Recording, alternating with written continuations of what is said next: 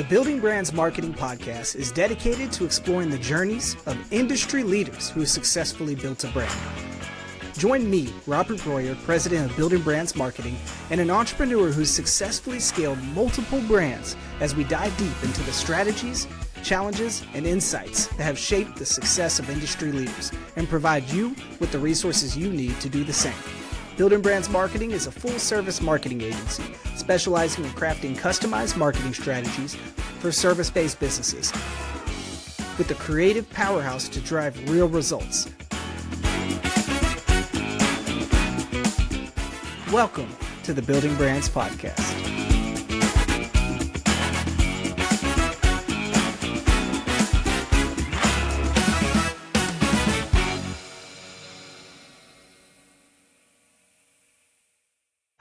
All right. Hello and welcome to the Legal Leader series of the Building Brands Podcast. Today, I am joined by Alina Gonzalez-Dockery, owner and attorney with Life Law Planning. Hello, Alina. How are you doing? I am phenomenal. Hi, Robert. I am excited to have you on the show. I know in talking to you leading up to today, we've had some great conversations. I'm pretty excited to have you as a guest on the show today. So, Alina, to kick us off, tell me a little bit about your background and what inspired you to launch Life Law Planning. So I've had what you would call a varied legal experience or a legal track, if you will. So growing up, my grandmother always told me stories of my grandfather, and he was a great attorney in Cuba. And my parents are Cuban refugees. They escaped Cuba and came here, and they are the American dream. And one of the things that they instilled in me is the belief of community, giving back, but also being of service. Interestingly enough, as my siblings would say, being a lawyer was not usually on the career track because of fear of having to leave the country, but I was able to do it. So I had like private practice initially. I was a partner in a firm, and then I left that to go into nonprofit to be an executive director of two different legal aids. And that's where I saw myself flourish in the being active in the community, building strengths in the community, but also especially in that role of looking at, I've been doing divorce law, family law for almost 30 years. So being able to look at where the community needs were, but where there were gaps was very interesting in how we can build it. And when I finally was like, you know what, I've done my good with legal aid. It was time for me to start focusing on myself and really rebrand myself, if you will. I decided, okay, what is an attorney going to do? Let's go back into the practice law. But then I realized, I was like, there's a huge niche that is not being served. And that was with divorce clients, or what is now more the traditional couple, which is the non-traditional couple, the non-married couple living together, building a family. And I always enjoyed estate planning in the past. So I was like, you know what, let's just go for it, kind of thing. Because being a blended family myself, having been through a divorce, seeing that you want to solidify the new family, make sure that's stable and have security, but also you want to ensure that your legacy that you're building, all that you have worked for, is going to your children as well. It benefits your children. And there's so many nuances. It's been so gratifying because I learn more every day from my clients and what their needs are. So that's how Life Law Planning got launched was, you got to you're living your life. You have to have the law involved, whether you like it or not. We lawyers will be a part of your existence forever. And planning for life and its situations. We saw it, through 2020 pandemics, the changes that we're seeing now in the world. It's always best to have that legacy, that stability, and protecting what's most important to you. And that would be your family, your businesses, your stability, your legacies, your financial stability as well. So that's how it got launched. Yeah, that's fascinating. In talking with you leading up to the show, I found it really neat that your focus is on these blended families and non-traditional households. It's kind of refreshing. It's a much needed niche. I am in a blended family, so to speak. I'm divorced and remarried, stepchildren, um, and I can see the demand in that niche. What led you to identify this space as an underserved space, Alina? I'm going to use my former marriage. I'm divorced, but so when I got married, I became an instant stepmother of two teen children, and my husband at the time, we were doing our estate planning, and he was in the military, so it was like I think 9/11 really was like, okay, we better get our ducks in a row and stuff. Yeah. Well, when we went to get our wills done, I remember he was like, well, it's going to be simple. If I die first, she gets everything. If she dies, I get everything. And I remember turning to him and saying, what about your kids? You know? And he goes, well, I trust you to do the right thing and you're going to take care of the kids. Now, of course, I'm going to take care of my stepchildren, right? I mean, that's me. But that's not the norm. And so as I was going through my career, also the other implication is when you are divorced, a biological parent is a natural legal guardian over the person of a minor, but not their finances. So if you have, let's say, for instance, a divorced couple, let's say the former wife passes away, leaves an inheritance for a minor. If there's no will in place, there's no trust in place, and I would say, yes, when you have minors, you have to have a trust set up, even if it's a testamentary trust. But when she dies, the former husband has to now apply to become the guardian over the property of a minor child. And what if you don't want your ex-husband or ex-wife or mother of your child or father of your child to be in charge of what you leave behind? So that was the other interesting aspect, because you start seeing this. And, I've heard a lot of stories. I've had friends tell me how, like one friend told me how her sister was remarried, had a young daughter. Her husband basically was the dad, loved her like, his own. They had a daughter together. She died of cancer. Soon thereafter, he died in a car accident. He died without a will. Guess what? Everything went to the daughter in common, and the stepsister or the half daughter, because she was not biologically dad, got zero, and the biological daughter was not sharing. And so eliminate those things. Try to alleviate any of the stresses on a family, because I do see that even when siblings are all united in how things should happen in a state, I think it's so vital that we all have plans in place, especially in our modern families, that will protect everybody involved, but also have that stability. I think that's the biggest key, because I see that even with I don't want to call them the non-traditional couples, but the modern couples where they're not getting married. Like myself, Yeah. I'm living with my boyfriend. He has a child. Um, for me to feel secure in our relationship, he has to do some estate planning to ensure that, because I don't have the same protections as a spouse. So if he were to pass away, you know, do I have the opportunity to still live in the home because we don't own it together? Things like that. So that's where I've also, my life experiences, I guess, has really provided some of the background for why I do this and who I concentrate on. Yeah, that's interesting. And that always like shines through more in service-based businesses. When you have this personal connection, it creates like an emotional undertone Mhm. to the quality of service that you're delivering, because it's easier to put yourself in their shoes a little bit. And, naturally, sometimes we think, okay, if I was in their shoes, how would I want the client experience to be? And then we try to position ourselves as a service-based provider in doing such. Is there any like common misconceptions that clients in different family estate structures have when it comes to estate planning or life planning that you want to like demyth? Demystify. Uh, Yeah. It does not, you do not have to be a millionaire or, well, now it's middle class millionaire, but you don't have to have millions of dollars to have a trust. If you have minor children, I seriously encourage everyone, if you have a minor child, to get your estate plan in order. Name a guardian, name an emergency temporary guardian, because here's some of the myths. People think, oh, well, it's okay. Let's just say I'm married, stepdad is phenomenal. I'm going to use your family. You have these wonderful, loving children. You love them as their own.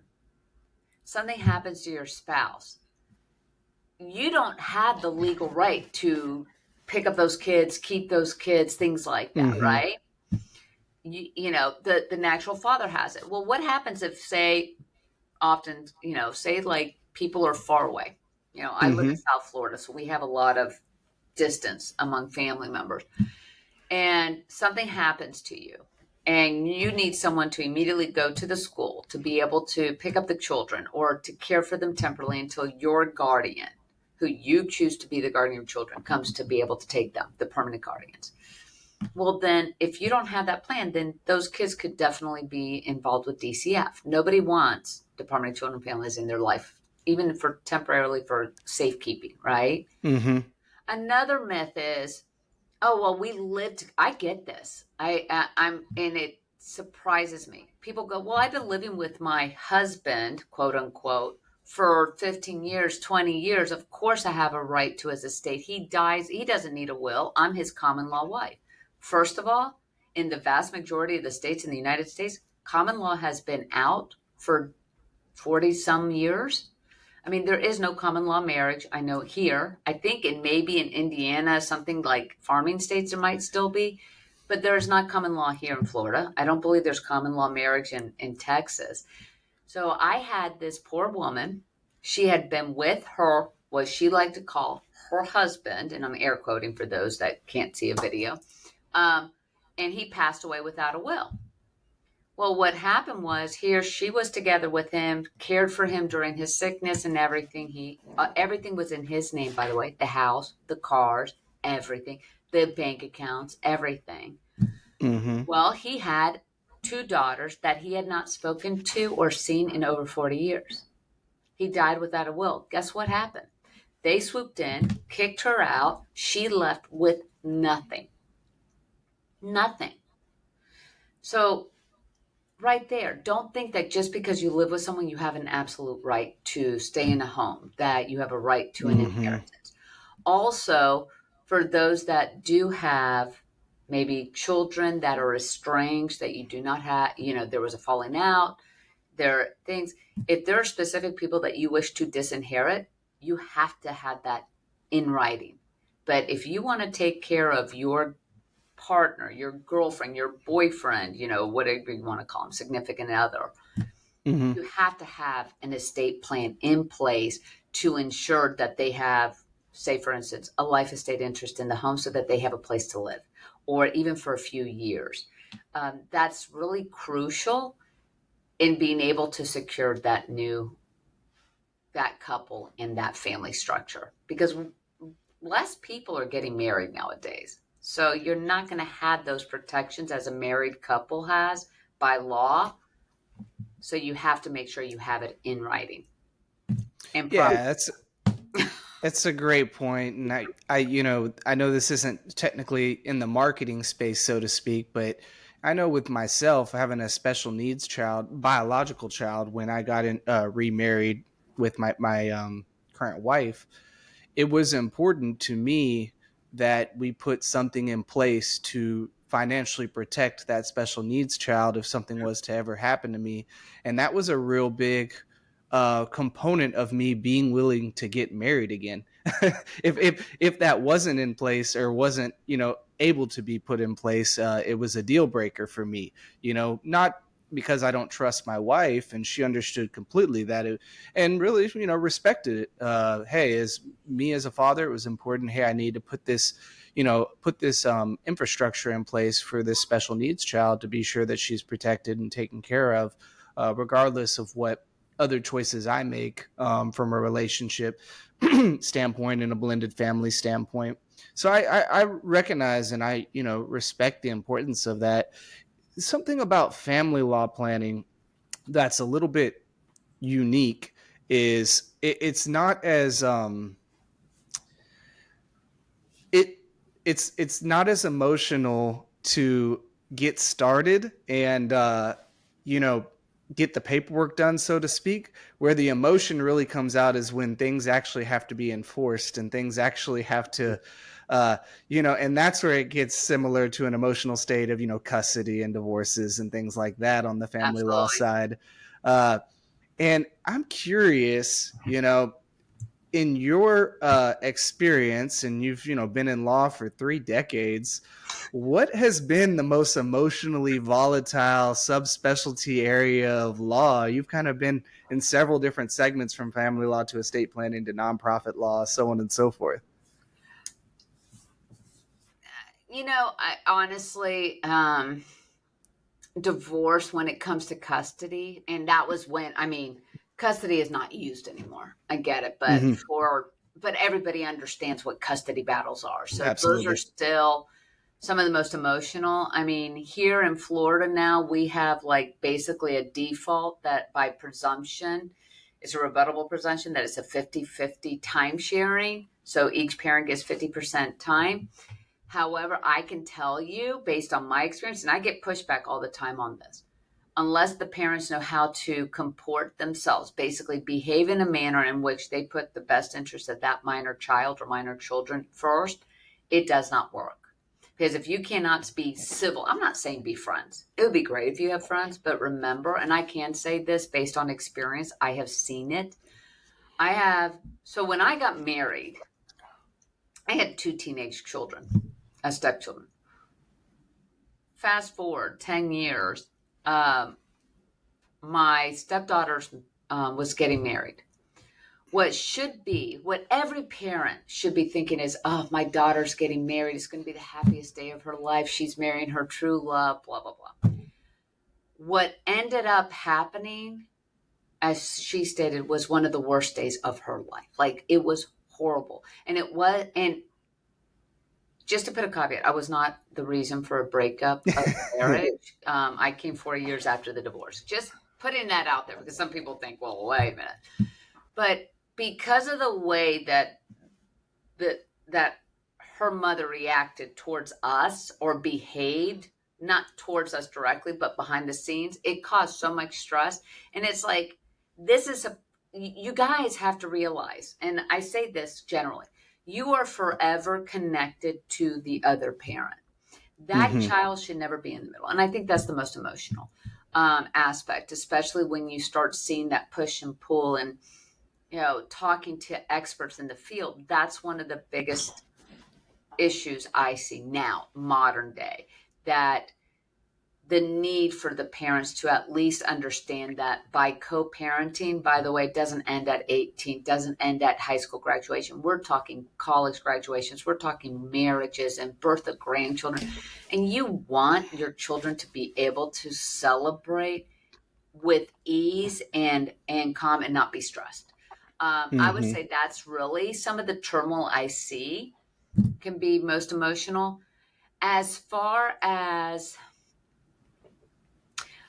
and this is part of my practice is guardianships, and I can honestly tell you, proper planning can help avoid a lot of legal expenses and strife. And why I say that is, so let's take for instance, I had a client. Her mother was in memory care. Um, Nobody expected dad to die first. But of course, life throws you curveballs. Father passed away unexpectedly. They had a trust in place. They had a trust. The problem was they didn't fund the trust. What that means is, so you can get a trust plan put into place and you have this beautiful document and it's great. And also with the trust, it helps take care of you. If something happens to you, how you want to be taken care of, um, how the trustee should be able to provide you a certain allowance, things like that. You can really structure this trust to take care of you in your lifetime and your spouse's lifetime, as well as after you pass. But in this circumstances, there was a trust. It was very specific how things were going to be paid and things like that. But the problem is if you don't fund the trust, in other words, you don't put accounts and property and investments in the name of the trust, the daughter ended up having to hire me to start a guardianship, to gather all of these assets that were not in the name of the trust, to put into the name of the trust. But then she had to pay for an attorney to represent her mother. She had to pay for the evaluators because the mother was incompetent, and we had to have her declared incompetent. And then every year she had to provide an accounting of every dollar spent out of the trust, as well as any of those accounts, and any major expenses that she needed, say like repairing the house, the roof on the house or something. She has to get permission from the court in order to expend money. So why invite all that? And that is a stress, by the way. And that was a fight, because I'm like, when you can't just paint the house, you can't just put a roof on it. You have to do it, because literally you now have, as a law professor used to always say, the camel's nose is in your window. That's the government. You now have a bureaucratic overseer over everything you are doing on behalf of your family member. And on top of that, you're spending tens of thousands of dollars. Why? Yeah, I get it. I mean, it's super emotional. My uncle, says they have a small town, firm in Kansas, and everybody in town practices everything. It's only 3 law firms in the whole area, right? And the one thing he will not touch is family law any longer, and it's because of the emotional, just underties to it. But that's enough for a Friday, on family law. So let me segue a little bit. I'm getting caught in my emotions over here. So you've been in the legal industry for over 3 decades. You've been in all areas of law. So tell me what. And I realize this has shifted over time with the evolution of the internet and social media and all this, but what marketing or communication shifts have made the largest impact on your firm practicing law? Well, I could put 2 ways. Okay, so I have seen, so when I was in law school, that's when like commercials for attorneys started coming out. Yeah. And okay, for those of you, there used to be this book called a telephone book, and it had yellow pages in it. So typically, yeah, that's what blows people away when I tell them I started out in advertising selling newspaper ads. Right. And I used to cold call on attorneys going through the phone book, and every attorney was in the phone book. And that's how you had to be listed. You had to be listed in the yellow pages. And then if you had a quarter page, whatever, full page. And then billboards. And you see the billboards out there. I personally don't know if that works. I mean, I'm sure there is some benefit, and you've probably done the studies. For me personally, from going from a structure of when you used to use yellow pages and bar referral service, I mean, it was very limited. And for those, there's a very large law firm now that really was who headed the TV space. For me personally, I mean, obviously referrals from B2B, attorney referrals really help, financial advisors, things like that. LinkedIn, actually, it was one of my first social medias, and I kind of not touched it. And last year I started tweaking it, and now I'm playing more in it. As I say, I play with it. That has actually helped a lot in that financial advisors, insurance, life insurance brokers, things like that are like, oh my God, I need to start referring you people. And it's great. And that's been a thing. One of my best sources, though, are my clients. I'm one of a couple of handful of attorneys that's bilingual. As far as estate planning goes, there's less than 2 handfuls of attorneys that are Spanish speaking. So my Spanish speaking clients tend to refer a lot within that. Makes them feel comfortable. There's like a cultural comfortability speaking that native language. What type of content do you put across LinkedIn? I just started playing. Oh, you'd laugh. Oh. You're going to laugh. Okay. Because I love this thing. So I bought a subscription to Centra AI. It's my virtual team. I'm familiar with it. They're so cute. First of all, they're adorable. So They Yeah. are. They look like Teletubbies, right? The little That's what bots. I Yeah. Yeah. say. They look like Yeah. Teletubbies. They're absolutely adorable. But you know what? For someone who doesn't want to write copy, and I prefer video. I prefer vocal. I'm an oralist. I am not an article writer. Hmm. I can, but my preferred method is talking. Like I have friends that will record me going, "Okay, that's a great bit." Um, Imagine that. I could never picture you know, it. yeah, but so I've been trying to make more content. Um, but I mean, I zhuzhed up my profile. I just created an organization page because I just learned about that. So I'm kind of behind the eight ball in that sense.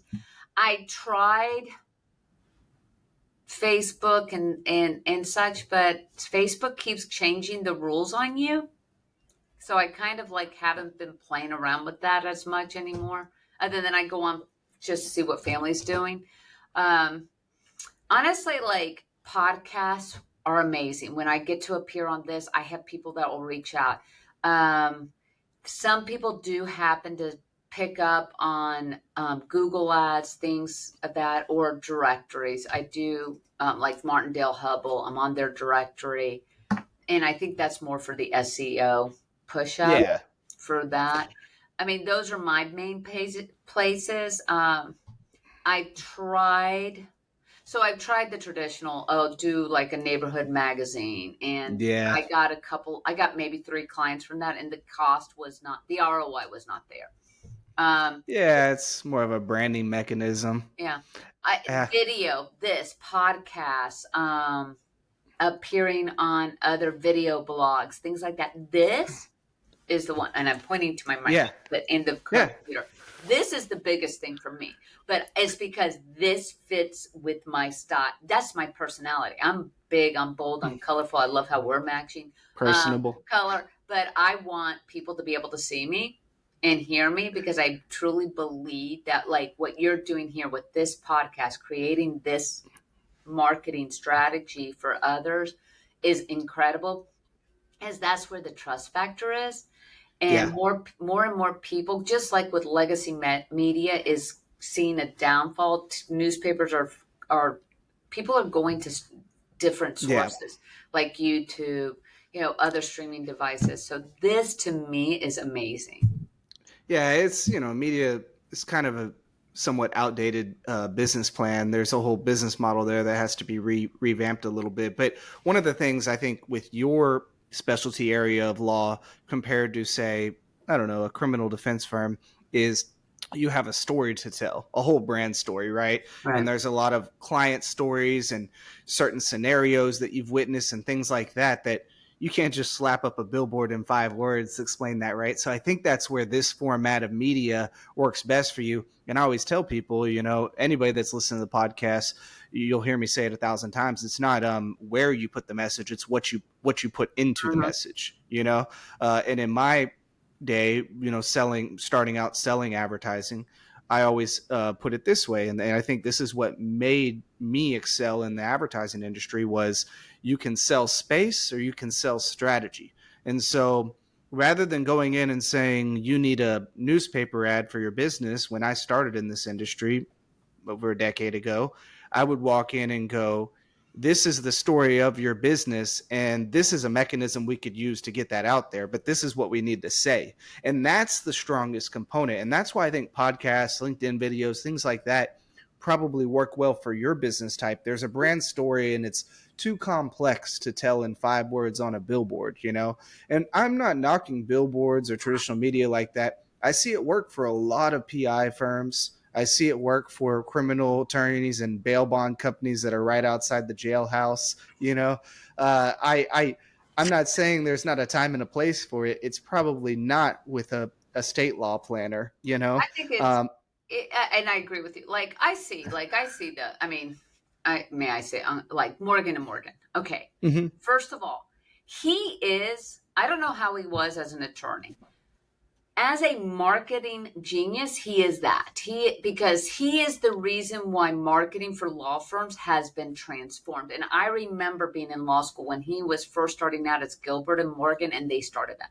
But one of the things is he's hilarious on his billboards. But I Oh, see yeah. friends of mine have billboards. I see them all the time. I'm like, oh, look at that. They got a new photo and stuff. But it's name recognition. Again, their personal injury, their criminal law, their bankruptcy. You know, if you're in like a certain area and you're like there's this, oh God, I wish I remember this law firm. I don't know them personally, but they're Hispanic attorneys that do bankruptcy, and they have their billboard in a very well-known area high in Latin with Latin Mm-hmm. families, and it's in Spanish and billboard. It's name recognition, name recognition, name recognition. There's something to be said that. But when you're dealing with something so personal as dealing with your financial well-being, your financial structures, as how you're going to take care of yourself as you and look, you keep saying I've been doing this almost 3 decades. I'm not going to say my age, but yeah, you got to start looking forward to going, you know, I have a father that's 93 years old and a mother that's 89. In their trust, I asked them, I'm like, I don't know what's in your trust. I don't want to know. That's their business. But make sure that you have it out. What would you like? And my father was specific that if anything should happen to him, that my mother makes to make sure that my mother gets her hair done every week, that she Mm-hmm. gets to have her nails done, you know, and it doesn't have to be said to us, but in the event that she has to, because she's now at a stage in her life that she has dementia, and he wants to make sure Sorry to hear that. and yeah, she's doing great. My father, thank God, is great, you know, but he looked at me, he goes, I'm telling you right now, she that queen is going to continue to be a queen, you know. Yeah.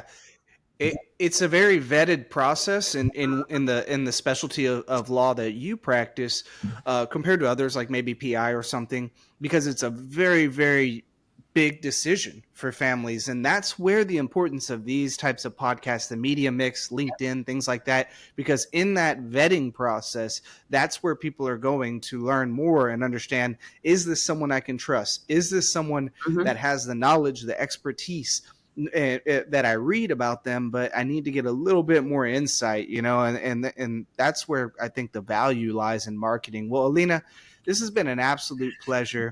I'm loving this. This is great conversation. Where can our listeners connect with you online, learn more about life law planning? Well, of course, the traditional website, lifelawplanning.com. And I know when I say law, people think it's love, which I wish I could have that name. So it's lifelawplanning.com. Or you can go to Instagram. I have Alina MGD70 or Life Law Planning on Instagram, as well as LinkedIn, Alina Gonzalez-Dockery. Or you can just call me, 239-789-2533. Awesome, Alina. Well, it's been a pleasure. Everybody, if you enjoyed this, like, share, and subscribe to the Building Brands podcast. Alina, thanks again for being on the show, and I look forward to continuing the conversation. Thank you. This has been a true honor and a privilege to be on.